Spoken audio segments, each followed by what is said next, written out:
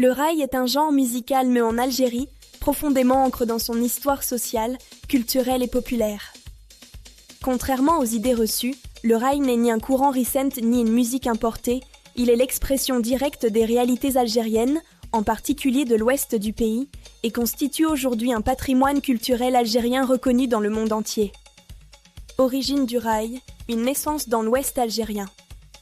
Le raï prend naissance à la fin du XIXe siècle et au début du XXe siècle dans l'ouest algérien, principalement dans les régions de Oran, Sidi Bel Abbès, Mascara et Intemouchant. Le mot raï signifie littéralement opinion, avis ou point de vue, ce qui montre dès l'origine sa fonction, dire la vérité, exprimer un ressenti personnel, parfois provocateur. À ses débuts, le raï est une musique orale et populaire, chantée par des cheikhs et cheikha, Cheikh Hamada, Cheikha Rimiti, qui mêlaient poésie bédouine, méloun, rythmes ruraux, chants populaires, thèmes sociaux, amoureux et parfois contestataires. Ces artistes s'exprimaient dans un langage simple, direct, proche du peuple, loin de la musique savante ou institutionnelle. Sous la colonisation française, le raï devient un espace de résistance culturelle indirecte. Il permettait d'exprimer la frustration sociale, la marginalisation, les difficultés de la vie quotidienne, la quête de liberté individuelle. Après l'indépendance de l'Algérie en 1962, le raï reste longtemps marginalisé, car juge trop libre, trop populaire, parfois immoral. Pourtant, il continue à vivre dans les mariages, les cafés, les quartiers populaires et les fêtes. L'évolution moderne du raï, années 1970-1980.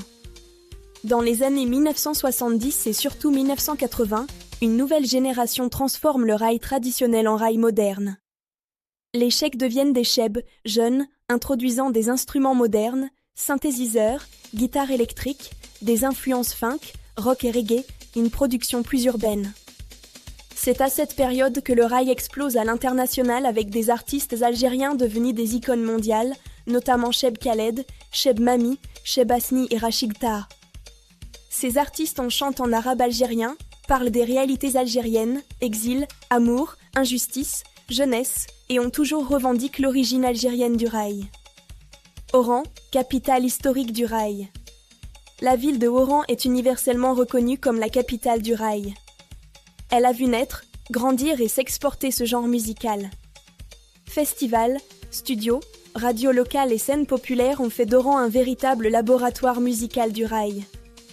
En 2016, l'UNESCO a officiellement reconnu le raï comme patrimoine culturel immatériel de l'humanité, en tant qu'héritage algérien, confirmant ainsi son ancrage historique et culturel incontestable. Le raï aujourd'hui, identité et universalité. Aujourd'hui, le raï est écoute et chante dans le monde entier, du Maghreb à l'Europe, en passant par l'Afrique et l'Amérique. S'il inspire d'autres artistes et cultures, son ADN reste algérien, langue, rythme, thème, histoire. Le raï est à la fois une musique de liberté, de rébellion douce et d'identité populaire. Il raconte l'Algérie, ses joies, ses douleurs et ses espoirs. Conclusion. Affirmer que le raï est algérien n'est pas une opinion, mais un fait historique, culturel et musical.